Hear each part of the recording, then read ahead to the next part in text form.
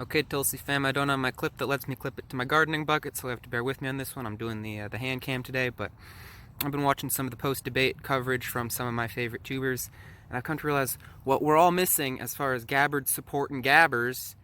We're not talking up Tulsi. We're saying I wish she was there, but the issue is we're not actually saying why. So I have made a special of a sum up of everything that I've sort of seen on this debate and how Tulsi should have been there because she was either represented in spirit or she was sort of the some middle ground best idea that we sort of can all kind of agree on was presented on that stage in almost every single situation. There were places where I wished that she could have been ringing out and her voice was silenced. And there was the lady in the white suit that was just sort of slapping us in the face going, oh yeah, you wish Tulsi was here, don't you? And that's, I think, why we're all sort of distracted going, Tulsi should have been there. And yes, that is very true, Tulsi should have been there. But here's why. Enjoy. Alright guys, I'm doing my debate special today. It's gonna basically, just so you're aware, revolve around trying to call out any of these candidates when they're talking nonsense and don't get called out on stage, or if they do, pointing it out and laughing at them. And just trying to point out when you should have been hearing Tulsi Gabbard talk since she wasn't allowed on that debate. I'm going to basically try to be her voice, her representation.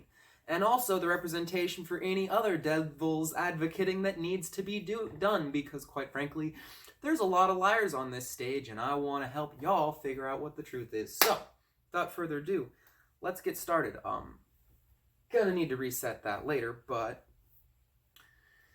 we started out with everyone's openers. I think I can do the first while from notes, because I take some pretty good notes. Might be illegible for most people, but they're pretty good as long as you can read the chicken scratch. So we got Castro starting off. Mine says, Democratic House, Senate, excite the young. He basically says, we're going to control the entire government after 2020, for sure. We're going to get it, and then we're going to do everything we need to get done, guys. So, I mean, he says that at least twice in the first hour and a half of these debates. I'm kind of wondering, Castro, like, do you have a plan for if you don't have everyone cooperating with your party? Because, it kind of seems like your party's doing a lot to piss a lot of people off. Like, you've been lying, you've been promoting on some just... I'm not going to get into that, but... Anyway, he says we were going to turn Texas blue. I'm just going to leave it at that. Then we have Klobuchar saying, grr, Trump's a liar and won't leave. We got to be more moderate. If you're feeling stuck between people trying to pull you in both directions, just bury your head in the sand and vote for me because I'm in the middle. Oh boy, Klobuchar milquetoast. Vote for Lock 'em Up Amy. Yeah. Woohoo. Beto. We are in danger. Trump is dangerous. He made us all racist. Our president inspires killers. He talks bitterness, pettiness. We need to be decisive, not divisive. But we can't like anyone who likes Trump. Sorry, I don't do a very good Beto, but it was just pretty funny. I didn't think he'd really said all that terribly much. The number of times people just say I don't like Donald Trump and think that that's an effective argument in this debate is pretty funny to me, because sorry for anyone who does suffer from TDS, but I personally don't. I'm gonna have to apologize for my lack in clouds of judgment on that one, but I'm just being perfectly reasonably honest about what's actually happening in the world and what I know about the puppet masters behind, because I think most of us can admit there are puppet masters behind this stuff, and if you want to follow along and, disagree with my line of thinking, sometimes that's great, but realistically, I think I'm at least on the right track with most of this stuff. Anyway, not to toot my own horn or anything, because I'm clearly a very humble person.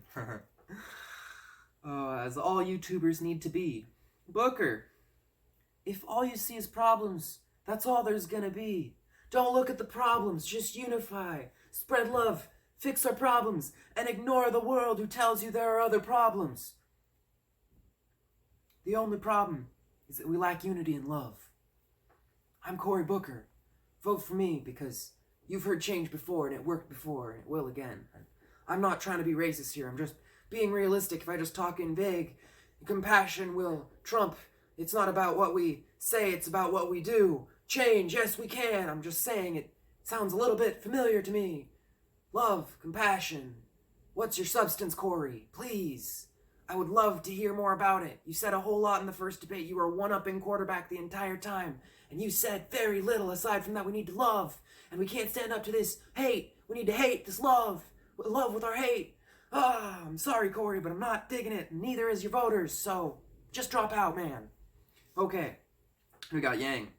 In America today, it all revolves around the almighty dollar. We need to stop seeing people as cogs in the machine and start seeing them as people. Which is pretty funny because his book all talks about optimizing and automating us so that we can be more like efficient machines. Because that's what's going to make our economy better, right? So let's just steer straight into the guy that wants to optimize. Let's throw the guy that wants to optimize away all of our jobs against the guy that's actually, say what you will about the man, you can say that they weren't quality jobs. There are people who like the fact that they're employed. They like the fact that they're employed making more money than they were before. Compare that to the guy that's saying, no, we're going to lose jobs. We're going to lose them fast, but trust me, I'll give you some money doing it, and I might censor you, but it's okay. I'm sorry, but he might even lose to Donald Trump. I know that's probably blasphemy to say it for some of you to hear. Yang Gang members, please stay tuned. I've got some more for you, but realistically, there's another candidate running with a UBI, Tulsi Gabbard. She's not allowed on that debate stage, but honestly, she's doing so well. 45 minutes at a time in every town hall in the important states in this country. And when push comes to shove, and she starts polling at 25% in these early primary states, boys, you better be ready to go Tulsi, because we're getting the best America possible. We're gonna make a Gabbard America. Dudes.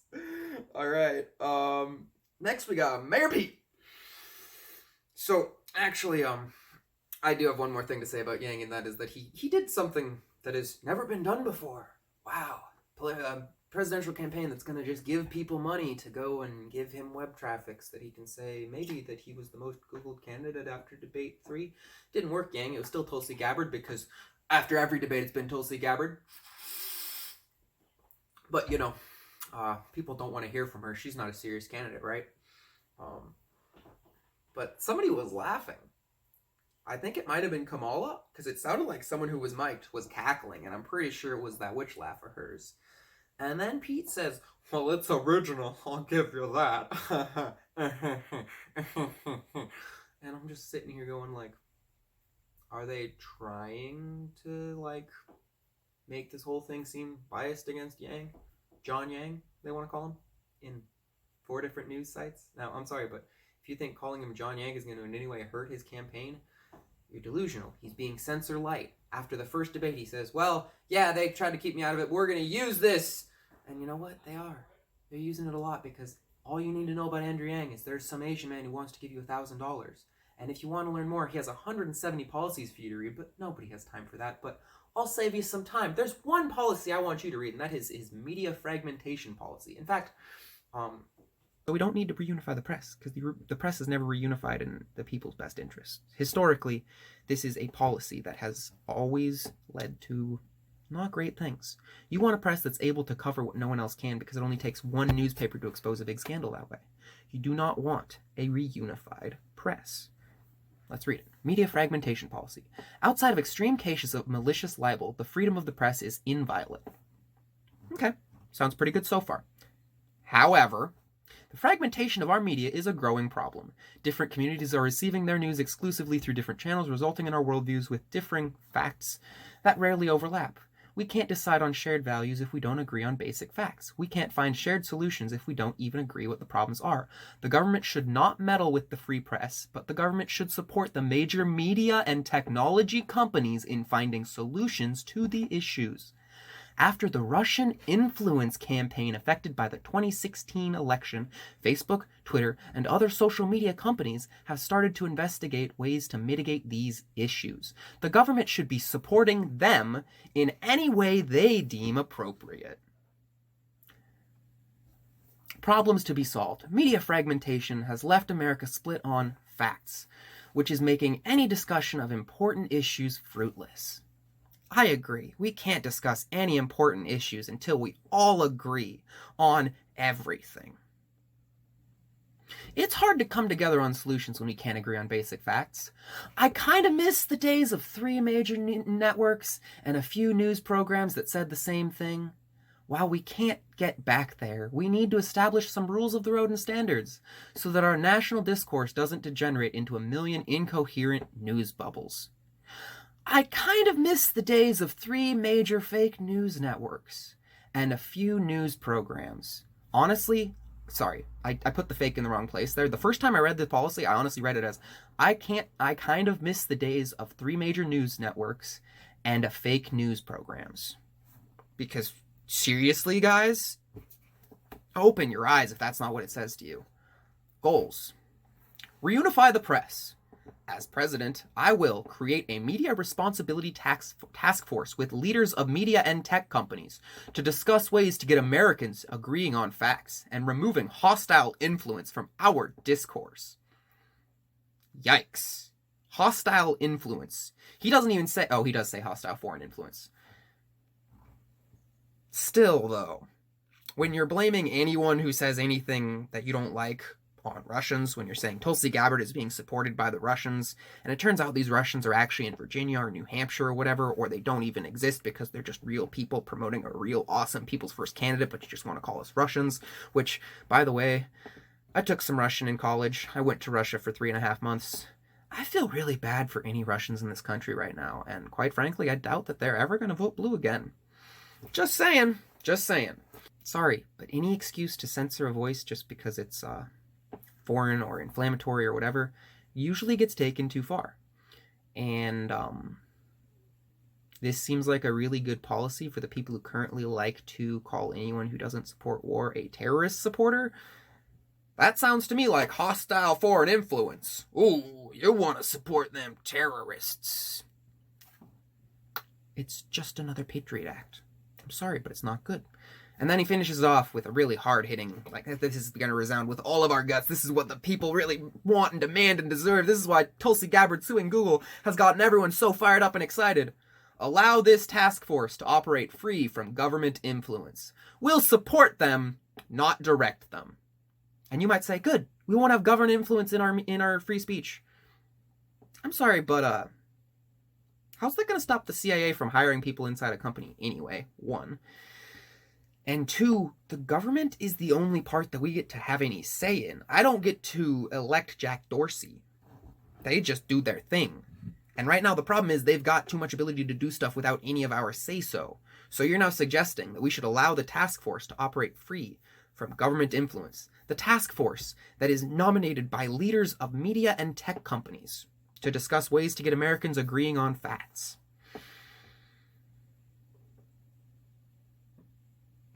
It's the only policy you need to read. Support the big tech companies. We're going to make a big truth board, for lack of a better word, with members of the big tech companies. And they're going to make sure that they don't do any more censoring because we trust them to... They're not going to have any government influence. Right. That's what you don't want, right? Reunify the press. Reunify the press. Now, our reunified press reunifies around crazy ideas like the fact that horrible people herders don't exist, or that 3 bullets can cause 5 holes in a president, or some various other official stories. If you don't buy the official stories, why do you want a reunified press? You don't. Correct answer is you do not. And a lot of people might not realize how important that is, but for the people who do, that is a really easy reason to not want to go for Andrew Yang. And he'll pull some of them anyway because he's giving away free money, but he might win. But I can tell you that the candidate that's giving away free money and not trying to censor people will do a lot better against Donald Trump. I'm just saying. Mayor Pete, it's original, I'll give you that, but Pete focuses on how politicians focus on fighting and less about for the people, which is really funny because we're talking about the intelligence officer here. He was saying, after 9/11 it was really great how we all came together and how it would be really nice if we could have just sustained that, but of course, people just started figuring out it was full of crap and it just didn't last, and oh man. If only we'd stayed together as a country, we'd just imagine what we could have accomplished. We could have taken over the whole Middle East. Ah! Mayor Pete. Funny thing about Mayor Pete's record, history, whatever you want to call it. In 2009, he joined a firm that I'm almost positive is an intelligence agency front. In 2011, he became the mayor at 29.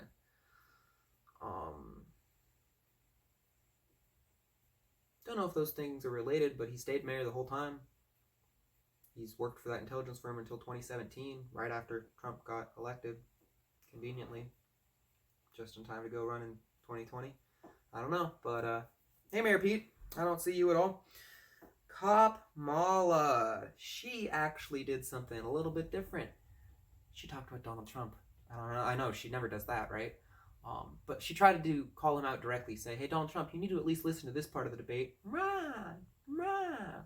And I'm sorry if any of y'all are part of the K-Hive, but I really encourage you to at least follow my Twitter feed. You don't have to follow anyone else's, but I can tell you that she's not great. There's someone better who represents everything Kamala claims to represent and will actually bring us the best America possible. And Kamala's got a pretty dodgy record that she still won't speak for. She'll speak over, she'll speak around, she makes a bunch of word salad, but she won't actually, even when she was called out today by the lovely lady in that white suit, Tulsi 2.0, her little bit of representation for the night.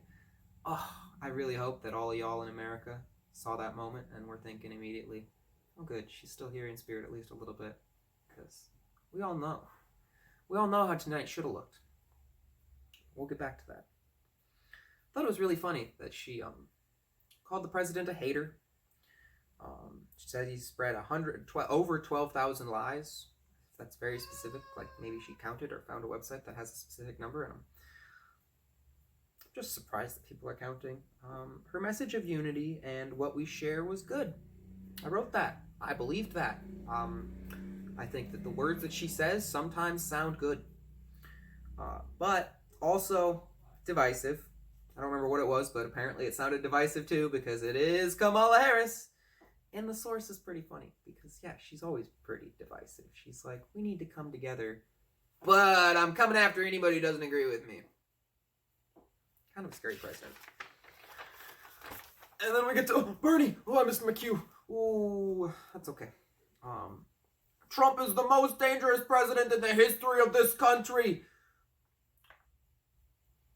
Sorry, Bernie, but objectively, he's not. He hasn't passed a new Patriot Act. He hasn't gotten us into a bunch of new wars. He is, at worst, a bad president. A lot of people have been getting arrested. There's 120,000 sealed indictments floating around, so there's usually only about 1,000 every year. I'm just saying, unless all those indictments are going to people like me, which they're not, they're going to people who hurt kids, I think there have been worse presidents in the world. I'm just saying. People who can try to tell me that Bernie is as good of an option as Tulsi, just objectively, I hate to nitpick, but you're slightly wrong. There are places, very particular places, where Bernie lies a little bit.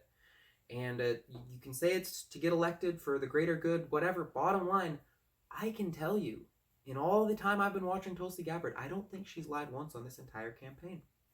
She speaks from the heart. She doesn't say what's going to get her elected. She says what's right every single time. It's truly amazing. Now, you want to have that go against the man who might have told 12,000 lies? I think we all know where the chips are going to fall. She doesn't need to campaign. If we get her there in May, we all win. We can sit back. This campaign season will be the most enjoyable campaign season America has ever seen, because it's going to be the clown and the lady who's so well put together that her YouTube channel says it all. And all you got to do is find out that she exists, because she's being censored so hard because they're so afraid of such an amazing candidate. But not that I'm biased or anything, but have you ever heard of a candidate who can honestly say that they have not told a lie on their campaign? In all my years of watching politics, I've never voted for a president, because honestly, I felt it was always a lesser of two evils clown show nonsense race. Well, since I was old enough to vote. For president, that is. I should say, you should always participate in voting in your local elections, because that is far more important. There's a lot of things in your local elections that can really impact your life, like know if you'll notice, but my hair here, I kind of like the legalizing marijuana thing. For once, I don't care if I have to write it in. I'm voting this year. Bernie calls out the healthcare, calls out human right. Healthcare is a human right. Oligarchs gotta go.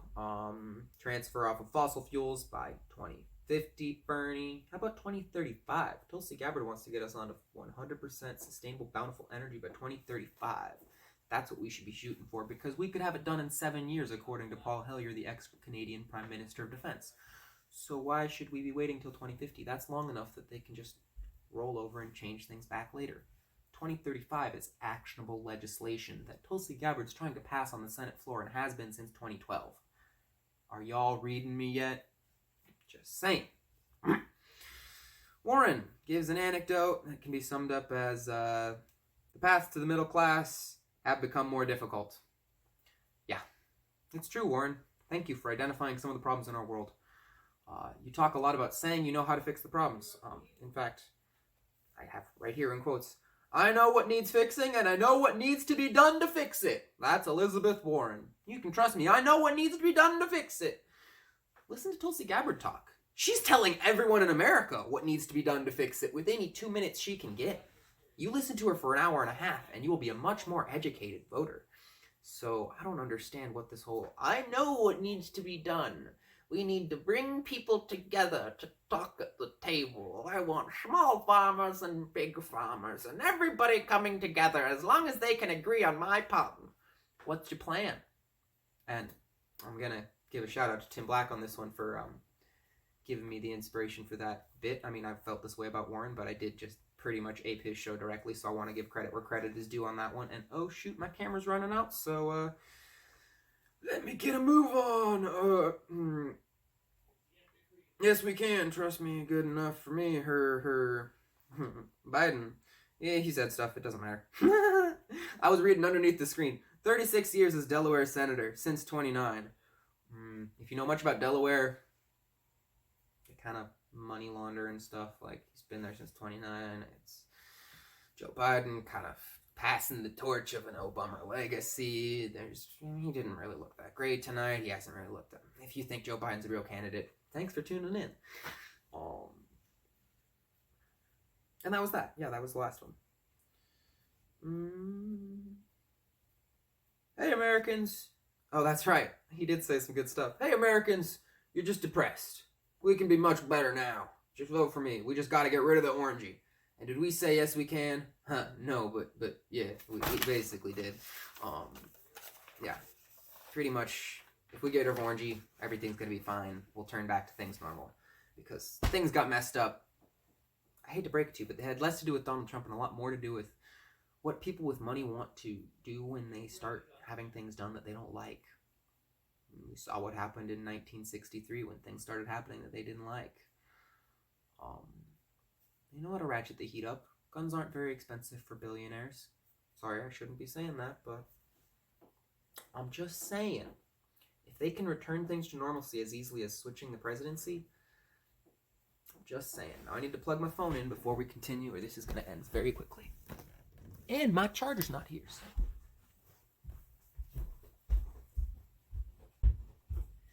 I'm a professional video maker. I'm a professional video maker. I'm a professional video maker who respects my audience's time, which is why I will make a rhyme. Which is why I will make a rhyme. I'm a professional video maker. And now we're back to the debates. Medical. We're getting into the medical topic now.